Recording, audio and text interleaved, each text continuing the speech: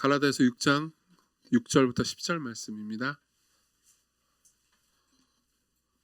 갈라디아서 6장 6절부터 10절 말씀 제가 여러분들을 위해서 읽어드리도록 하겠습니다.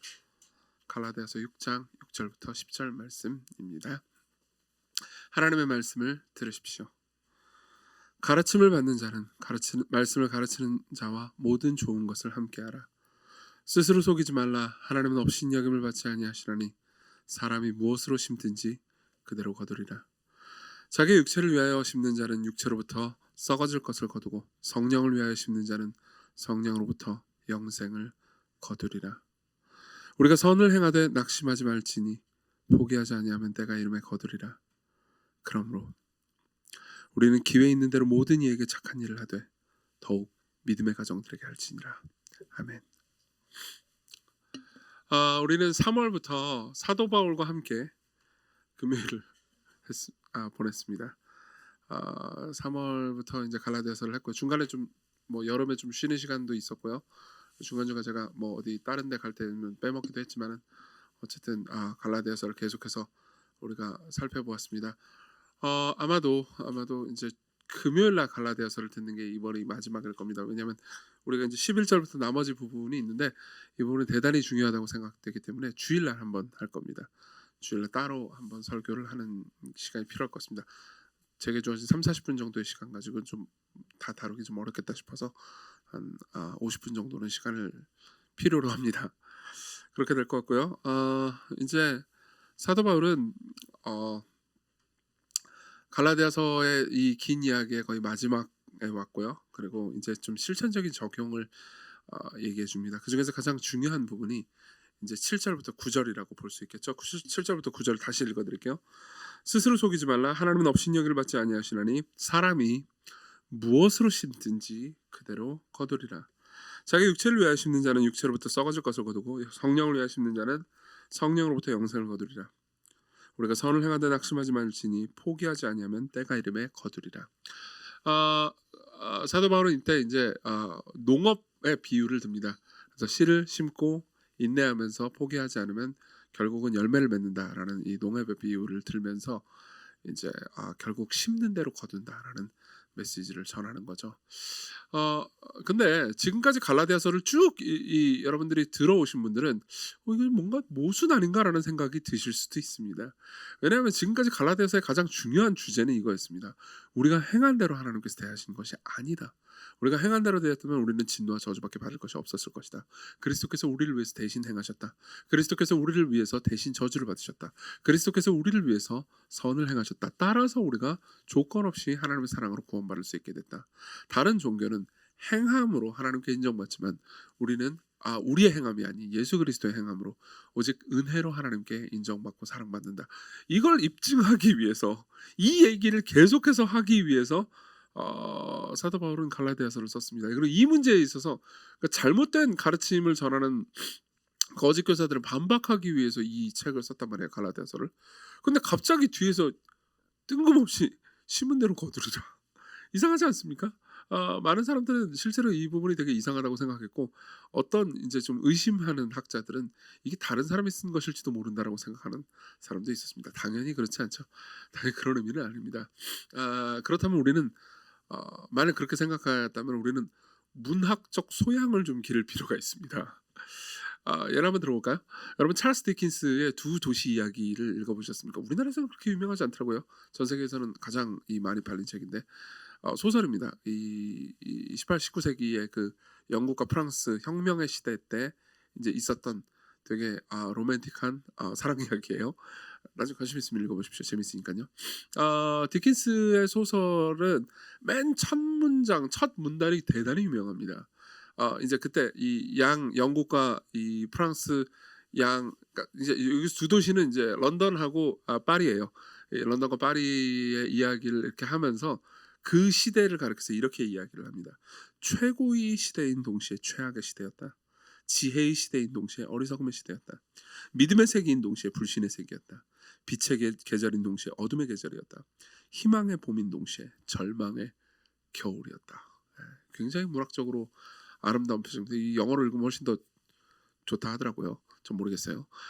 아 근데 어쨌든 여러분들이 이 말을 듣고 나서 '오 이건 디킨스가 잘못 말하고 있군.' 이렇게 생각하지 않잖아요. 그렇죠? 우리는 어떤 모순처럼 보이는 문장이 동시에 참일 수 있음을 압니다.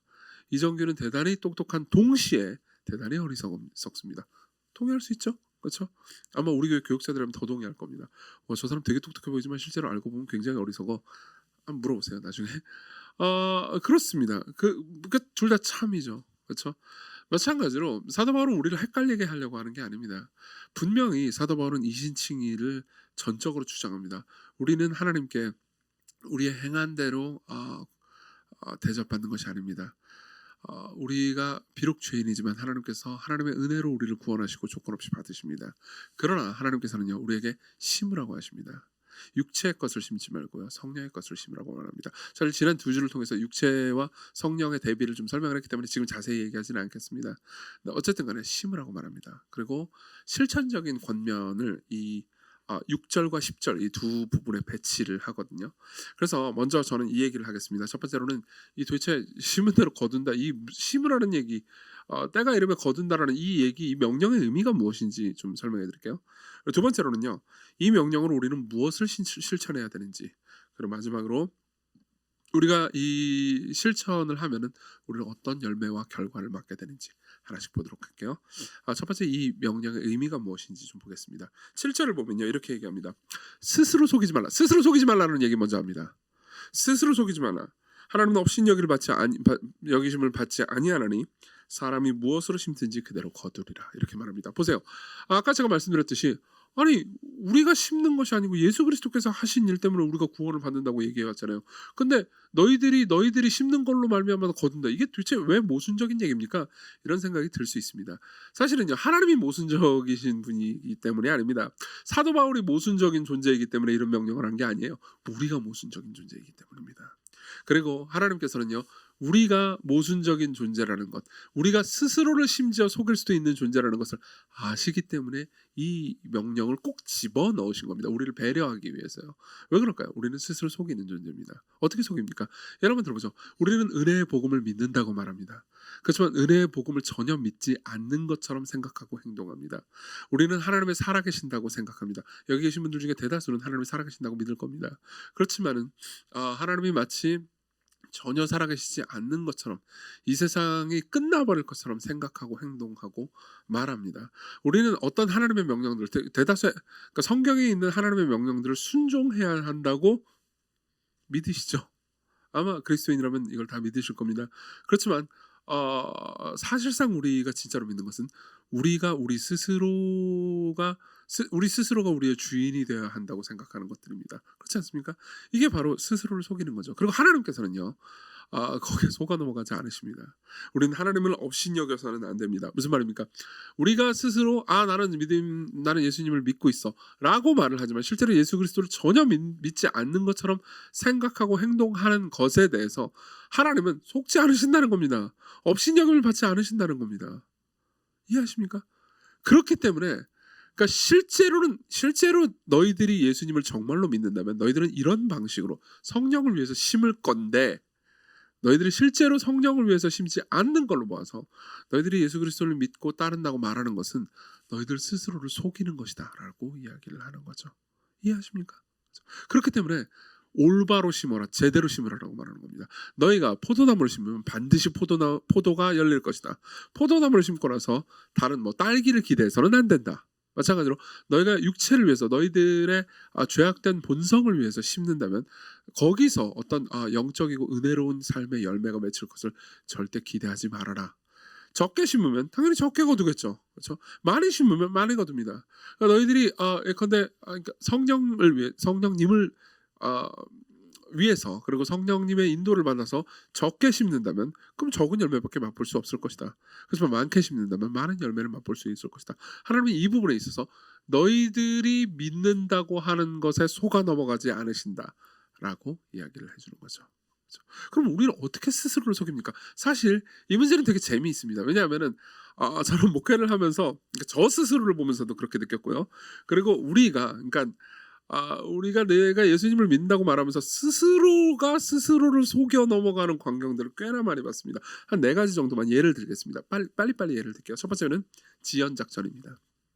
지연 작전이 뭔지 아십니까? 예컨대 이런 겁니다.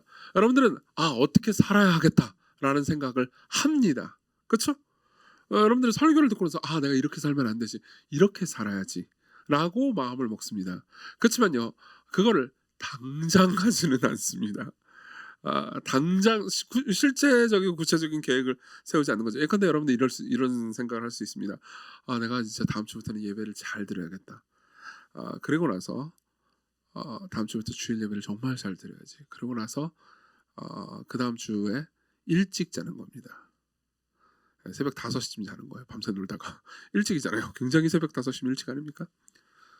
문학입니다, 여러분. 못 알아듣지 않으신 거죠? 네.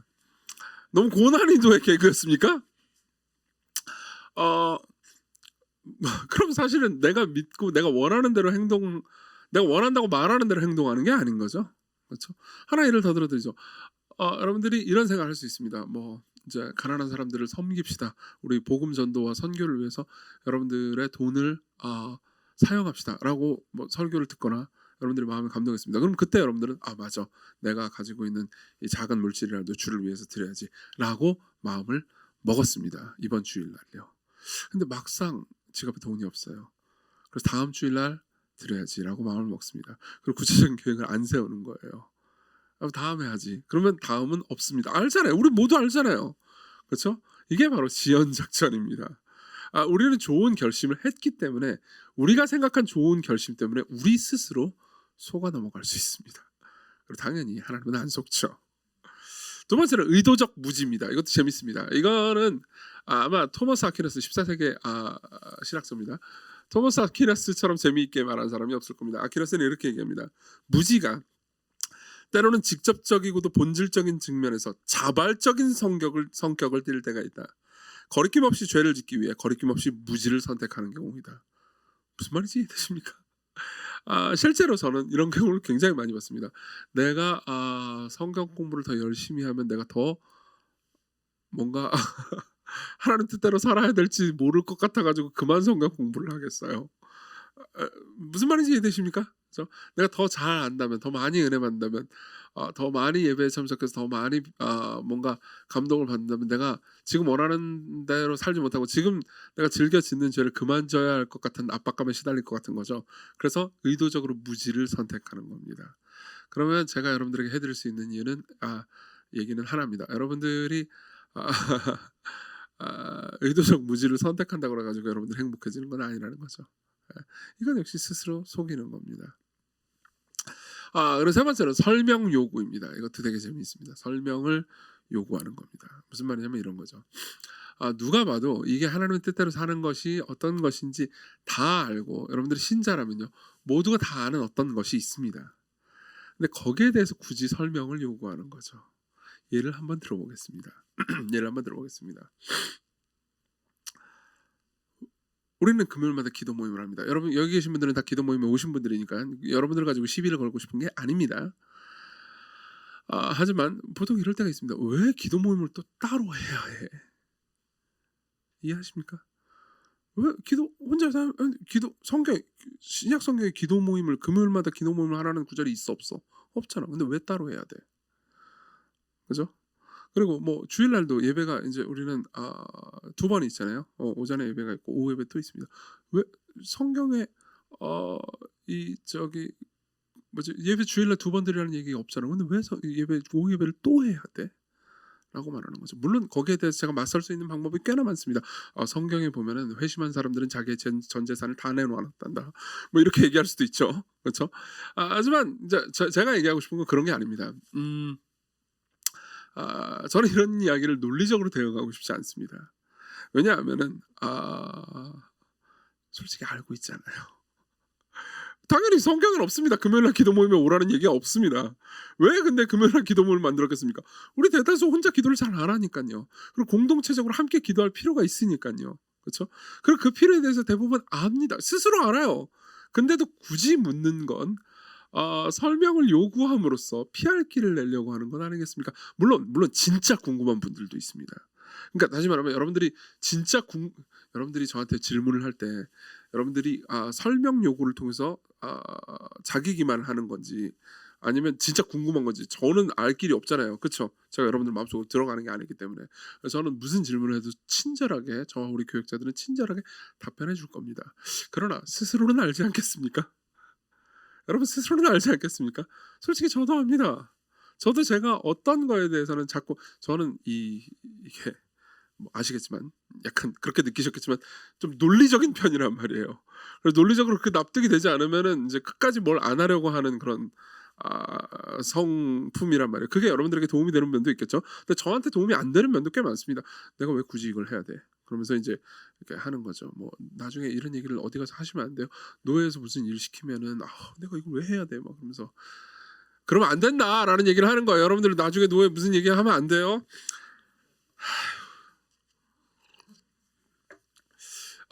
무슨 말인지 이해하실 겁니다. 그렇죠? 네, 설명 요구입니다. 그리고 네 번째는요. 타인에게 적용하기입니다. 이건 잘 알죠. 타인에게 적용하기. 그 녀석이 오늘 예배에 왔었어야 됐는데. 그렇죠? 네. 나한테는 적용을 안 한 겁니다. 타인에게 적용하는 겁니다. 이것도 스스로를 속이는 방법입니다. 여러분들 아프게 찌르고 싶은 게 아닙니다. 오히려 이렇게 얘기하고 싶은 거죠. 우리는 이런 여러 가지 방식으로 스스로를 속이면서 사실상 그러니까 삶 전체에 있어서 끈질기고 인내하면서 하나님의 말씀에 긴 시간 동안 순종하는 일을 잘 못하는 경우가 많습니다. 우리 조금 해버리다가 포기합니다. 그건 여러분들의 삶 전체를 통해서 흔히 있을 수 있는 일입니다. 우리는 조금 기도하기 시작합니다. 내가 제자 훈련에 들어왔어. 그래가지고 기도와 성경 읽기를 매일 시작했습니다. 근데 처음에 좀 합니다. 그러니까 좋습니다. 원래 안 하다가 하면 좋잖아요. 그러다 이제 중반에 접어들면 이제 재미가 없습니다. 그리고 처음에 느꼈던 그 느낌과 감동은 별로 없는 것 같습니다. 그리고 저놈의 이정규는 맨날 똑같은 소리만 하는 것 같습니다. 어떤 본문을 하든 이렇게 똑같은 소리를 할 수 있다니라는 생각이 듭니다. 이제 모든 게 지루해집니다. 그럼 어떻게 됩니까? 이것도 해봤자 별거 없군. 내가 꽤나 열심히 해봤자 별거 없어. 라고 생각했지만 그 꽤나 열심히 한 게 10주 정도였습니다. 생각해보십시오. 우리는 잘 인내하지 못합니다. 우리의 삶에서 정말 많은 영역들에서 우리는 조금 하다가 인내하지 못하고 그만두고 조금 하다가 인내하지 못하고 그만두고 하는 일들이 많습니다. 그것이 뭐 개인적인 경건 생활일 뿐만 아니라 그런 것도 있을 수 있겠죠. 여러분들이 어떤 일을 할 때도 비슷한 경우가 많습니다. 회사나 아니면 다른 곳에서요. 인간관계도 마찬가지입니다. 인간관계를 깊이 하다 보면요. 항상 관계에서는 어떤 굴곡이 있기 마련입니다. 예. 그리고 아주 친한 관계도 어려움이 종종 생기기 마련입니다. 그 사람도 죄인이고 나도 죄인인데요. 그럼 우리는 쉽게 포기합니다. 무슨 말입니까? 우리는 지속적으로 심고 인내하고 기다리는 일을 하지 못한다는 거죠. 그럼 어떻게 되겠습니까? 그러면서 우리가 해봤다고 말하는 것은 사실 우리가 우리 스스로를 속이는 일이 될 겁니다. 그렇죠? 자, 그러면은 이게 이제 이 명령의 본질이면 우리가 스스로를 속이지 않고 결국은 신실하게 하나님의 말씀을 따라서 살아가라고 요구하는 것이 바울의 명령이라면요. 그럼 실천적으로 이걸 어떻게 적용해야 됩니까? 바울은 두 가지 예시를 듭니다. 이게 둘 다 예시라는 것을 기억하십시오. 6절은 이렇게 얘기합니다. 가르침을 받는 자는 말씀을 가르치는 자와 모든 좋은 것을 함께 하라고요. 저는 제 서재 갈라디아서 주석은 오래전부터 좀 모아왔기 때문에 수십 권의 갈라디아서 주석이 있습니다. 그리고 그걸 뭐 제가 다 읽진 않았는데요. 그러니까 그 중에서 뭐 거의 대다수를 읽었습니다. 그리고 오늘 갑자기 흥미가 생겨가지고 그 거의 대다수를 다 이 구절을 읽어봤는데요. 그러니까 진짜 말 그대로 모든 주석가들이 그러니까 교파와 뭐 교단과 입장의 차이가 없이 이 본문은요. 그러니까 말씀을 가르치는 사람들 있잖아요. 복음을 전하는 교육자들 저 같은 사람들이요. 저와 우리 교회 교육자 같은 사람들을 물질적으로 섬기라라는 말로 해석합니다. 달리 해석할 다른 여지도 없습니다. 여기서 말하는 좋은 것은 당시에 물질적인 것들을 의미했습니다. 그러니까 바울은 이렇게 얘기하는 거죠. 돈 내놔. 이해하십니까? 먹을 것을 사주고 입을 것을 사주고 그들을 잘 섬겨라. 너희들이 물질적으로 가지고 있는 것들을 사용해서 너희들의 말씀을 가르치는 사람들을 잘 섬기거라 라고 말하는 거죠. 왜 그렇습니까? 이게 여러분들의 관심사를 반영하기 때문입니다. 우리는 종종 우리가 몰두하는 것에 돈을 스스럼 없이 쓰는 경향이 있습니다. 여러분 한번 생각해 보십시오. 여러분들은 짠돌이라는 소리를 들을지도 모릅니다. 짠돌이 혹은 짠순이. 여러분들은 그러니까 스스로를 생각할 때 나는 굉장히 절약하고 아끼고 근검한 사람이야라고 생각하는 분들이실지도 모릅니다. 그렇지만 여러분들 삶을 잘 한번 생각해 보십시오. 여러분들의 삶에서 기꺼이 돈을 지불하는 영역이 있습니다. 진짜 말 그대로 이 문제에 있어 이 영역에 있어서는 별로 고민도 하지 않고 뭐 새로운 제품이 나온다면 기꺼이 돈을 쓴다거나 혹은 뭐 새로운 뭐가 나온다면 기꺼이 돈을 쓰는 영역들이 존재합니다. 여러분들이 대단히 돈을 아끼는 영역이 있고요. 그리고 대단히 돈을 잘 쓰는 영역이 있습니다. 근데 여러분들이 대단히 돈을 잘 쓰는 영역에 여러분들의 원함과 갈망과 우상과 모든 것들이 있죠. 그렇죠? 근데 만일 여러분들이요 교역자들을 섬기는 일에 그리고 교회에 여러분들이 일정 수준의 금액을 예컨대 11조죠. 헌금하는 일에 별 관심이 없다는 건 솔직히 말해 봅시다. 우리는 말씀을 지속적으로 듣고 말씀으로 여러분들을 섬기는 사람들을 섬기는 일에 별 관심이 없는 겁니다. 바울이 왜 이 예를 들었을까요? 바울이 돈 많이 벌기 위해서요? 그렇지 않습니다. 바울은요. 사실 바울은 이 지점에서 대단히 당당할 만한 영역이 있었습니다. 당당할 수 있었습니다. 왜냐하면 바울은 웬만하면 후원을 받지 않았습니다. 왜냐하면 바울 자신이 전하는 복음의 내용이 왜곡될까봐 자기가 돈 벌려고 이 메시지를 전하는 걸로 왜곡될까봐 두려워가지고 바울은 스스로 일을 해가지고 돈을 벌었습니다. 그리고 사람들을 오히려 섬겼습니다. 그렇지만 바울은 자신의 동역자들이 자신과 같은 입장에 처하는 것을 원치 않았습니다. 그래서 계속해서 자신의 동역자들이 복음을 전하는 예컨대 디모데 같은 자신의 제자가요 복음을 전하는 사람들로서 합당하게 대접받기를 원했죠. 그렇죠? 여러분들은 어떻게 생각하십니까? 이 문제가 단순히 헌금 많이 내라는 문제가 아닙니다. 오히려 여러분들이 무엇에 대해서 어느 영역에 심고 있는가라고 스스로 질문해 보십시오. 스스로 한번 질문해 보십시오. 여러분들은 심고 있습니까? 톰 슈라이너라는 신학자가 있습니다. 그 신학자가 이 본문을 주석하면서 했던 이야기를 읽어드리죠. 우리가 가치를 두는 것을 위하여 늘 돈을 찾는다는 것은 놀라운 일이다. 우리가 나가서 근사한 저녁 식사를 하는데 가치를 둔다면 그것을 하기 위해서 우리는 자주 돈을 긁어모을 것이다. 우리가 태블릿 PC나 컴퓨터에 가치를 두고 있다면 우리가 원하는 것을 사기 위해 돈을 꺼낼 것이다. 따라서 최소한 한 명의 목사를 지원하는 것은 우리가 삶에서 무엇에 가치를 두고 있는지를 가리키는 지표이다. 이것은 회중들이 그들 가운데서 하나님의 말씀을 가르치는 일을 얼마나 중요하게 여기는지를 가리킨다. 우리는 그것이 대단히 중요함에도 불구하고 신약 성경이 개인 성경 공부에 별로 초점을 맞추고 있지 않다는 것을 기억해야 한다. 이건 대단히 놀라운 지점입니다. 개인 성경 연구 있잖아요. 이거 중요합니다. 그렇죠? 특히 제자훈련 받은 사람들은 저에게 개인 성경 연구를 하는 법을 배웠을 겁니다. 근데 그게 첫 번째 우선순위에 있지는 않습니다. 말씀을 듣는 거를 더 우선순위를 둡니다. 신약 성경은요. 계속 읽어드릴게요. 신약 성경 한결같이 하나님의 말씀을 신실하게 공적으로 가르치는 것을 강조합니다. 이로 인하여 회중들은 교리적 일치를 이룰 수 있게 된다. 이런 얘기를 해드리고 싶습니다. 여러분들이 진짜 관심사를 한번 생각해 보십시오. 그걸 돈을 통해서 한번 시험해 보십시오. 그리고 여러분들을 섬기고 있는 목회자들의 복지와 삶에 대해서 얼마나 관심을 가졌는지 한번 생각해 보십시오. 지난 1년 동안 한 번이라도 거기에 관심을 가져보신 분들이 계십니까?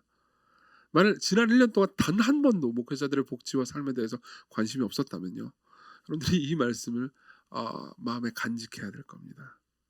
자, 그것뿐만 아닙니다. 10절을 봅시다. 10절은요. 이렇게 말합니다.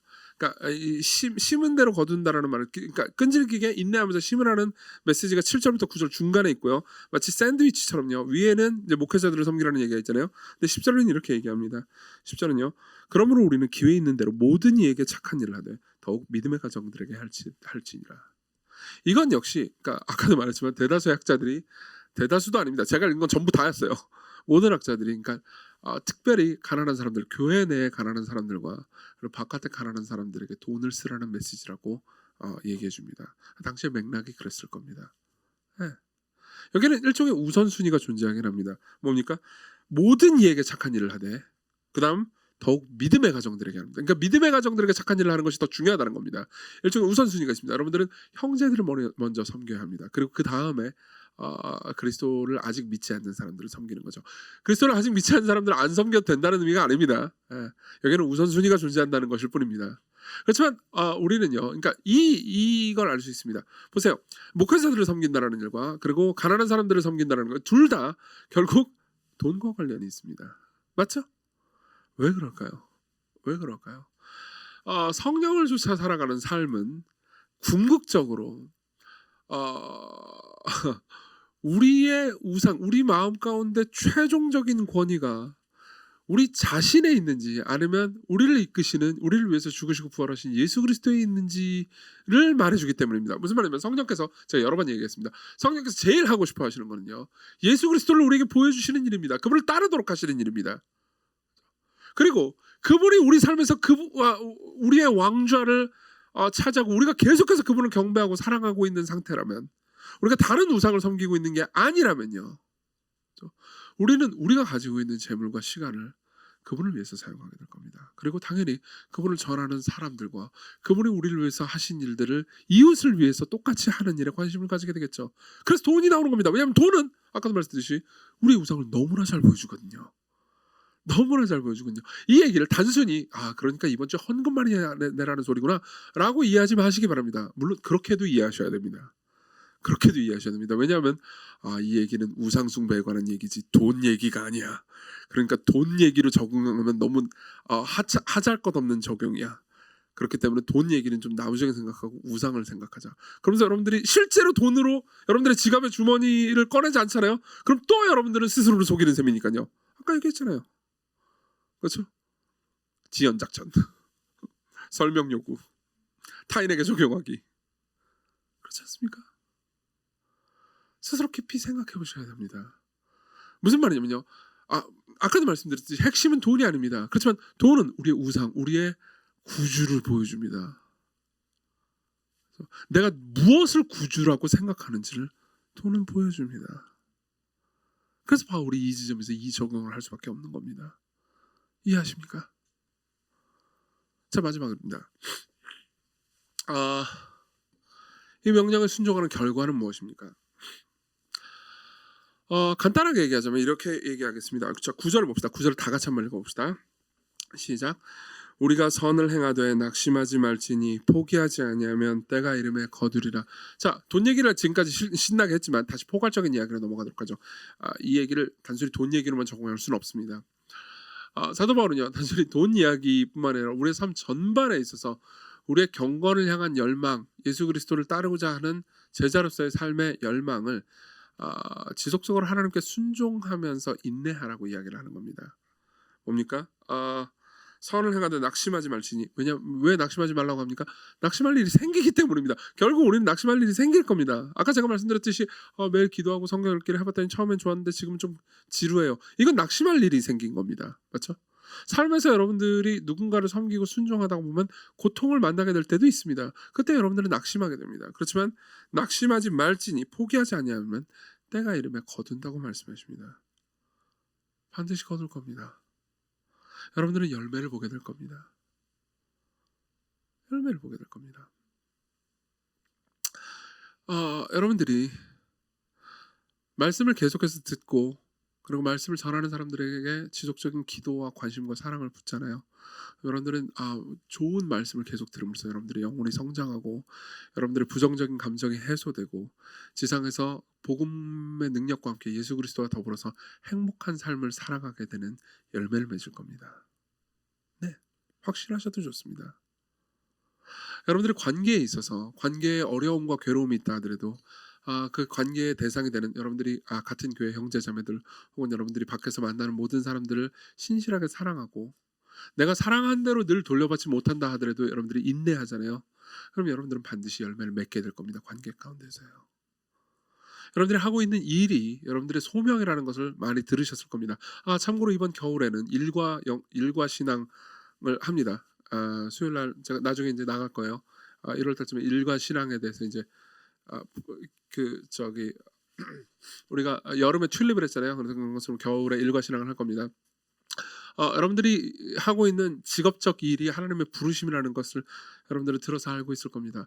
여러분들이 그 부분에 있어서 지속적으로 신실할 때, 여러분들이 학생이든 아니면 직장인이든 어떤 뭐 집에서 주부든 어떤 위치에 있든 간에 신실하잖아요. 그럼 여러분들은 반드시 열매를 맺는 것을 보게 될 겁니다. 예. 여러분들이 상상한 것 이상의 열매를 맺게 될 겁니다. 왜 바울은 농업 비유를 자꾸 들고 싶은 걸까요? 여기에는 인간의 의지적인 열성과 하나님의 은혜를 잘 설명해주는 그림이 되기 때문입니다. 보세요. 우리가 씨를 뿌리지 않으면 열매를 맺을 수 없죠. 계속해서 돌보고 인내하지 않는다면 열매를 맺을 수 없을 겁니다. 맞죠? 근데 여러분들이 씨를 뿌리고 계속해서 돌본다고 해가지고 꼭 열매를 맺는 건 아닙니다. 뭐가 필요합니까? 비가 필요하죠. 비가 필요하죠. 네. 어제 민영이가 추천해줘가지고 어제 오늘 하루 종일 비 준비하신 찬양을 불렀는데 아세요? 요즘 핫한 노래들. 요즘 노래 아닌가요? 근데 그거 요즘 노래예요? 넘어가죠. 네, 비가 내리지 않으면 여러분들 열매를 맺지 못합니다. 무슨 말이냐면요. 결국 하나님께서 열매를 맺게 하신다는 거죠. 은혜가 없으면 열매를 맺지 못합니다. 고린도전서를 계속 묵상하시는 분들은 아실 겁니다. 나는 심었고 바울이 말합니다. 나는 심었고 아볼로는 물을 주었지만 자라나게 하시는 분은 하나님이라고. 예, 그분이 생명을 주십니다. 그분이 비를 주십니다. 그분이 은혜로 말미암아서 열매를 맺게 하십니다. 그렇지만 여러분들이 하나 확실할 수 있는 게 있습니다. 여러분들이 심고 물을 계속 주고 있잖아요. 그럼 그분은 반드시 비를 내리시겠다는 겁니다. 그게 약속이에요. 그게 약속입니다. 그러니까 그 약속이 확실하기 때문에 하나님께서 언젠가 비를 내리실 것이 확실하기 때문에 나 포기하지 않냐면 때가 이름에 거두리라 라고 바울이 말할 수 있는 거죠. 이해되십니까? 그 예증을 하나 드리겠습니다. 저는 2011년도에 시광교회를 개척했습니다. 시광교회 이야기를 좀 잠깐 해드리죠.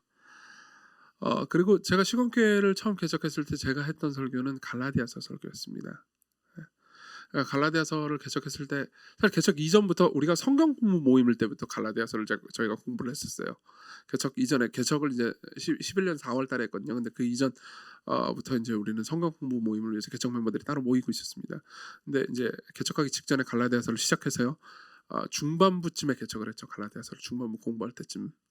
그리고 지금 제가 이 다루는 이 본문 있잖아요. 이 본문을 2011년 5월 29일 날 주일 날 설교를 했습니다. 그리고 그 설교문을 제가 가지고 있지 않겠습니까? 그죠? 제가 보니까요. 그 설교문의 후반부에 이런 말이 있더라고요. 참 뭐라고 해야 될까요? 감개가 무량한 말이었습니다. 실제 설교문에 적힌 글은 훨씬 더 문학적으로 떨어지고 이상한 말이었는데 제가 이렇게 좀 분치를 좀 했습니다. 기억하십시오. 우리가 선을 행하되 낙심하지 말지니 포기하지 아니하면 때가 이름에 거두리라. 반드시 열매를 볼 것입니다. 그것은 저한테도 마찬가지일 겁니다. 저는 우리 교회가 망할 것을 걱정하지 않습니다. 사실 대단히 걱정하고 있었거든요. 저는 힘을 다해 성경에 나타난 하나님의 뜻을 깨달아 여러분들에게 강해적으로 가르칠 것입니다. 저는 여러분들이 빨리 변화되지 않더라도 말씀을 전하고 신방하고 권면하는 일을 포기하지 않을 것입니다. 여러분들의 무면허 설교자는 그때 무면허 설교자였거든요. 전도사였어요. 참고로 전도사는 무면허 설교자입니다. 설교를 해도 되는 면허를 강도권이라고 부르거든요. 그래서 배은민 강도사님은 면허증을 따신 설교자인 거죠. 저는 면허증이 없는 설교를 오래 했습니다. 거의 3년 가까이 했죠. 근데 원래 그런 거 있잖아요. 무면허 운전을 많이 해봐야 또 면허 따고 운전을 잘하지 않습니까? 궤변인가요?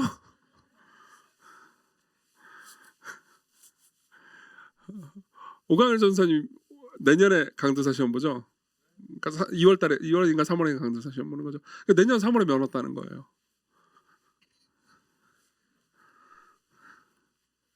근데 무면허 설교를 많이 해가지고 굉장히 그만합시다. 여러분의 무면허 설교자는 비록 세련되고 깊이 있는 설교를 하지 못할 수 있지만 여러분을 위해서 기도하고 말씀을 전하며 질문에 답하고 위로하고 병들었을 때 여러분들을 섬기고 약할 때 함께하는 일을 포기하지 않겠습니다. 그렇다면 우리는 반드시 열매를 볼 것입니다. 이게 이제 개척하고 나서 한 달 조금 지났을 때 했던 설교예요.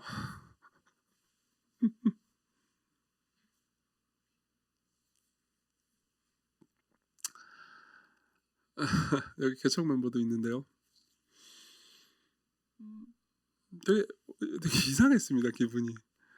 왜냐면 그로부터 11년 하고도 6개월이 지났고요. 지금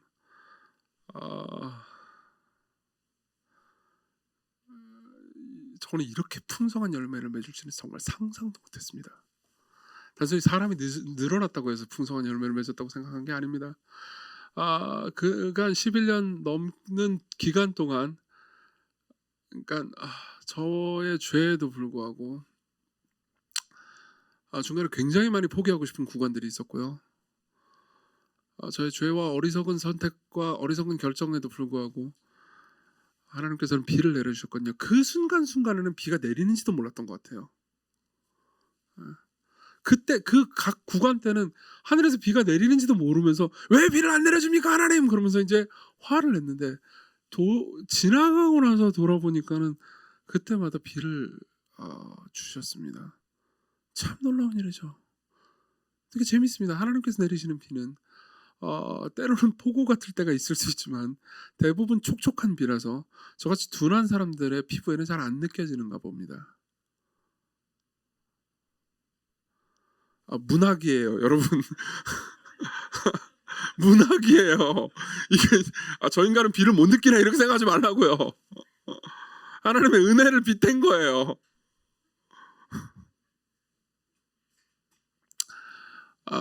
자, 이듬해가 돼서요. 설교가 좀 길어져서 죄송합니다. 이듬해가 돼서요. 사실 제가 지금도 생각할 수 있어요. 지금도 너의 목회 일정 중에서 제일 힘들었던 연도가 몇 년이었냐 그러면은 2012년하고 2015년하고 또 있는데 이제 또는 얘기를 못 하겠어요. 왜냐하면 또 관계자들이 계실 수 있어서. 근데 어쨌든 농담. 12년과 15년인데 12년이 진짜 제일 힘들었어요. 12년은 이듬해였고 진짜 힘들었어요. 그때 정말 우울했거든요. 근데 그때 제가 읽었던 시편 말씀 중에서 제일 지금도 좋아하는 시편 말씀이 있어요. 왜냐하면 시편 126편 5절입니다. 눈물을 흘리며 씨를 뿌리는 자는 기쁨으로 거두리로다. 눈물을 흘리며 씨를 뿌리는 자는 기쁨으로 거두리라. 씨를 뿌릴 때요. 어떤 날은 씨를 뿌리기 싫을 때가 있습니다. 그렇죠? 예. 왜냐하면 너무 눈물이 나거든요. 그날은 너무 눈물이 납니다. 씨 같은 거 뿌리고 싶지 않을 때가 있을 수 있습니다. 그렇죠? 여러분도 그럴 때 있지 않습니까? 오늘은 너무 내가 우울하고 괴롭고 스스로가 생각해도 스스로가 너무 고통스럽기 때문에 오늘 같은 날은 출근을 하면 안 되는 겁니다. 오늘 같은 날은 사람들을 섬기거나 사랑하고 싶지 않습니다. 오늘 같은 날은 도망가고 싶습니다. 저도 마찬가지입니다. 오늘 같은 날은 설교 그만하고 싶을 때가 있습니다. 오늘은 제자 훈련 했지만은 때려치고 싶을 때가 있습니다. 오늘은 매일 묵상 이거 녹화 안 하고 싶을 때가 들켜버렸네. 있습니다. 왜 없겠습니까? 맨날 여러분들한테 그러네. 맨날 여러분들한테 난 그런 날 없어. 막 난 뭐든지 좋아 이라고 얘기했는데 사실 거짓말이었습니다. 알고 계셨죠? 그럴 때가 있습니다. 왜 없겠습니까? 그럴 때는 어떻게 해야 됩니까? 그런 날은 즐겁게 웃으면서 룰루랄라 씨를 뿌릴 수가 없습니다. 울면서 씨를 뿌려야죠. 씨를 뿌리긴 뿌려야 됩니다. 그런 날도 씨를 뿌리지 않는다면 열매를 맺지 못할 겁니다. 근데 그때는 어쩔 수 없습니다. 울어야 됩니다. 울면서도 씨를 뿌리는 거죠. 그리고 성경은 약속하는 겁니다. 눈물을 흘리며 씨를 뿌리는 자는 기쁨으로 거두리로다.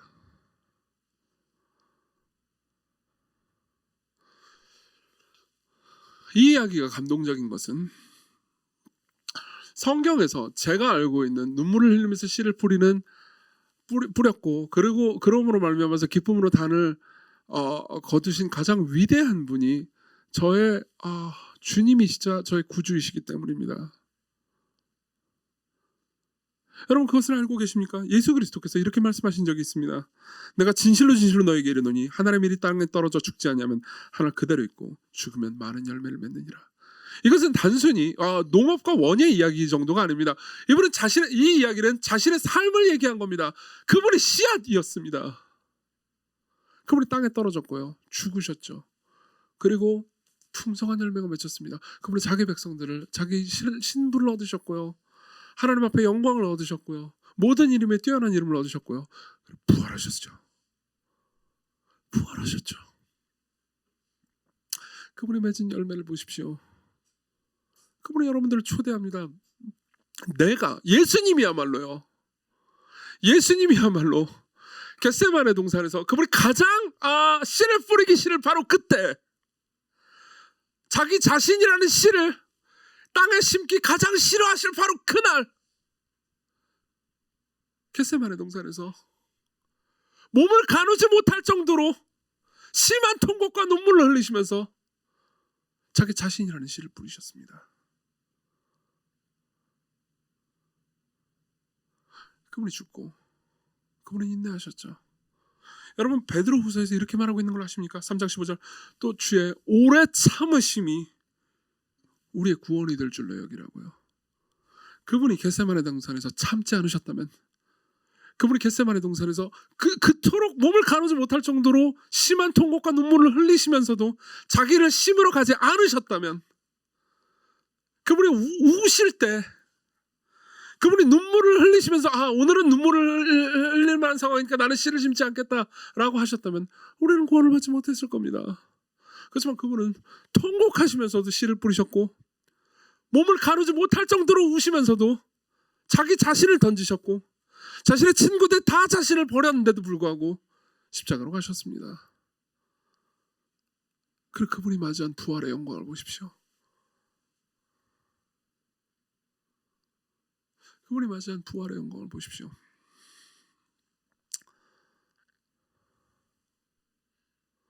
여러분들 모두에게 마찬가지일 겁니다. 이 중에서는 자꾸 특정인 생각나게 하는 적용을 해서 미안하긴 한데 다다음 주면 다른 교회로 사역 나갈 배신자도 있고요. 배신자. 배신한 건 나쁜 거지만 가서 눈물을 흘리면서 씨를 뿌려야 돼요. 눈물 흘려가지고 씨 뿌리다가 다시 돌아오면 예뻐해줄게. 그러나 여러분들 삶의 영역에서 다 여러분들이 씨를 뿌려야 하는 영역이 있을 겁니다. 구간이 있을 겁니다. 누군가는 그 구간을 지나고 있겠죠. 아마 여러분들 모두가 그 구간을 지나고 있을 겁니다. 그리고 저도 내년에는 그 구간에 진입하려고 듭니다. 그분이 우리와 함께 하실까요? 네. 그분은 눈물을 흘리면서 씨를 뿌리는 사람의 심정을 그 누구보다도 잘 아십니다. 그분이 그런 분이셨으니까요. 그분을 바라봅시다. 그분을 신뢰하십시오. 그리고 모순적인 말이지만 우리 같이 기쁘게 인내합시다. 기도하겠습니다.